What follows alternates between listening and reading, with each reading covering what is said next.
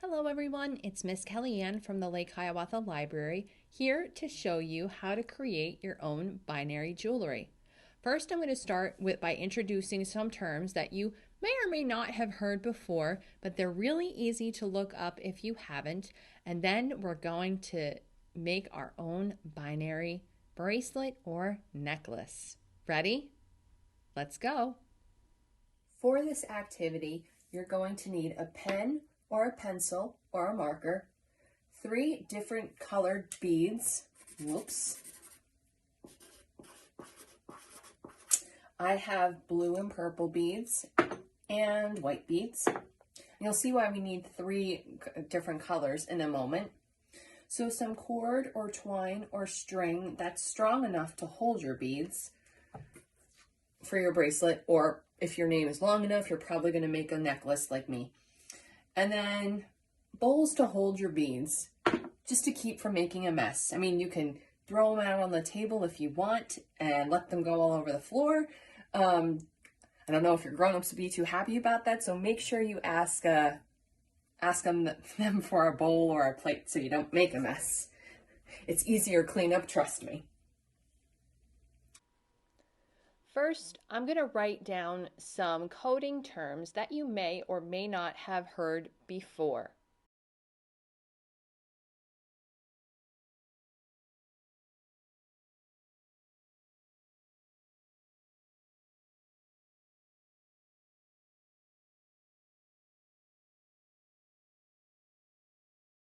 Those words include coding, programmer, algorithm, sequence, loops, bug, debugging, patterning, conditionals, event, and if statements or if-then statements. So, our new terms today are, and there's only going to be 2 of them. The first one is binary.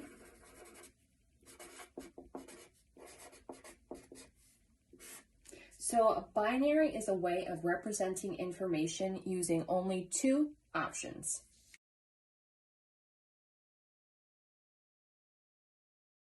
So binary, oh, I said that already. The other term is the binary alphabet.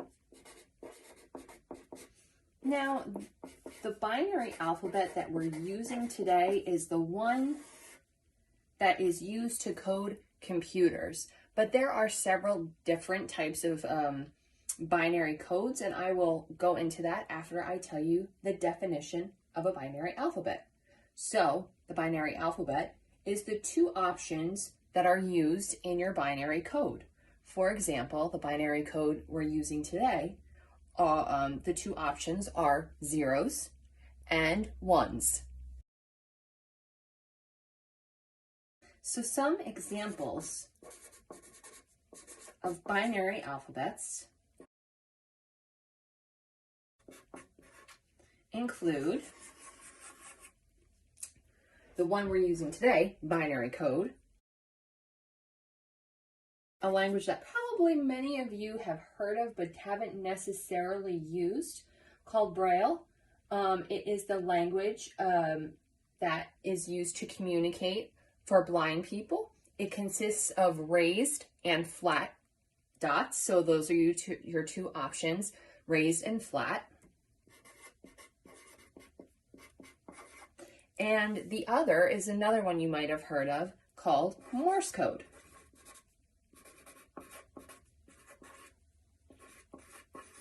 Which consists of long and short sounds. I have this handy dandy worksheet from littlebinsforlittlehands.com that gives the representation of the binary code relative to our regular English alphabet.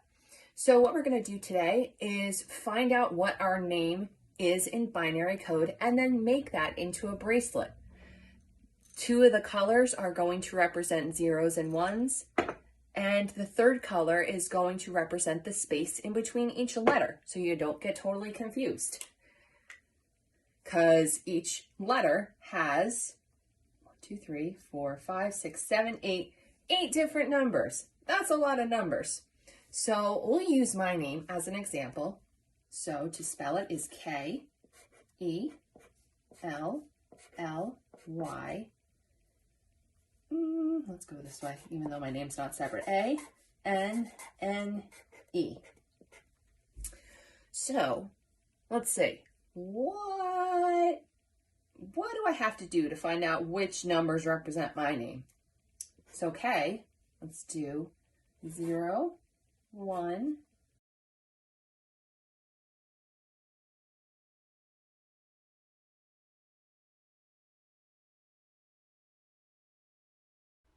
Once you've finished writing down the letters of your name, make sure to double check them because it's a lot of zeros and ones and you can sometimes get confused. So it's very important to check that. Each letter has 8 zeros or 1, like K has 0, 1, 0, 0, 1, 0, 1, 1.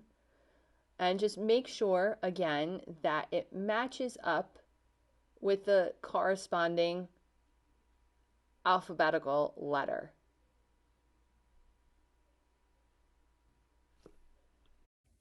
First, you're going to make a knot at the end of your string just so the beads don't slide off.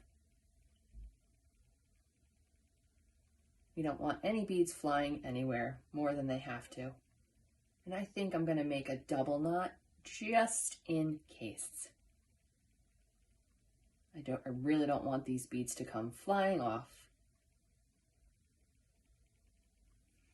So first you're going to use a bead from that third batch of colors, not the red or the white, and thread it to the end. That is going to be your end bead if you would like to separate your binary letters, right off. So you have which I recommend doing just because it may be hard to tell once you're stringing all of them together.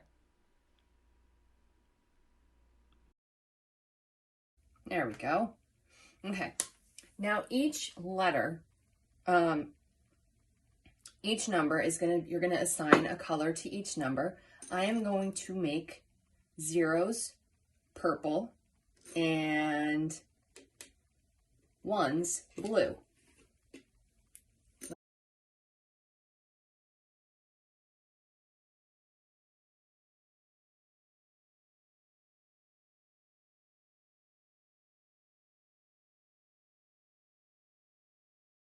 So at this point, you're just kind of beading and taking your time to bead through everything. And you see me, I keep looking the end of my string to make sure that the string is kind of thin enough to thread. Come on, come on. And if it kind of gets harder to string, you can cut like a little piece off. I did an extra long piece of yarn because I don't know how long my name is going to be. Okay. So, K was purple first, then blue.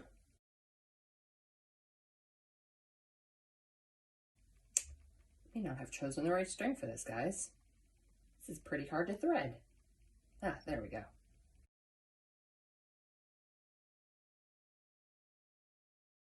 Parents, this is a great way for younger kids to work on their fine motor skills in a really fun way where they get to make jewelry out of it. Uh-oh, wait a minute. Oh, wrong color. Ha ha ha ha ha. That was a fail. It's a first attempt, so I'm going to try again. Oh my gosh, this beading is much harder than I expected.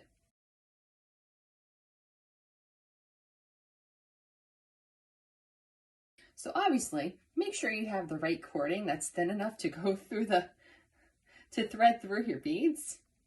Oh my goodness, oh my goodness.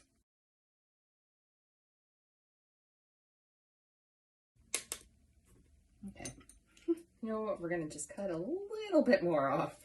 Oh boy.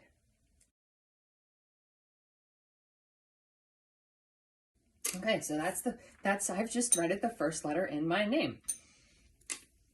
So I'm going to put spaces in my letters so people who know binary code can kind of guess what each letter is. You don't have to do this. You can make it a challenge for someone who knows binary code really well, but I want to make it easy for you guys to tell.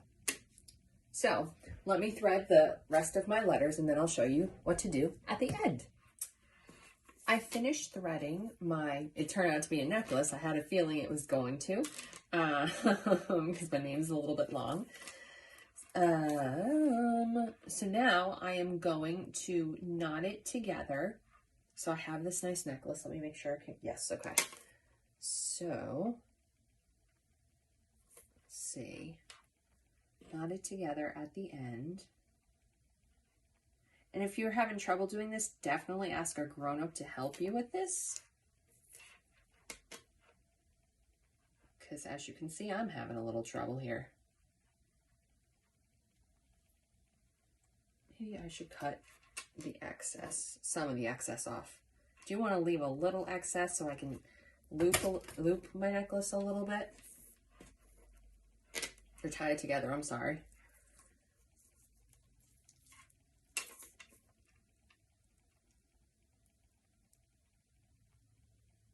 Yeah, there we go. That made it a little easier.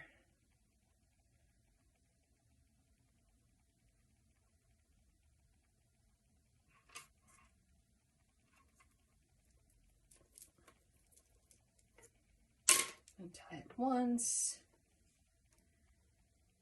And tie it one more time for good measure. And then you can cut the excess off.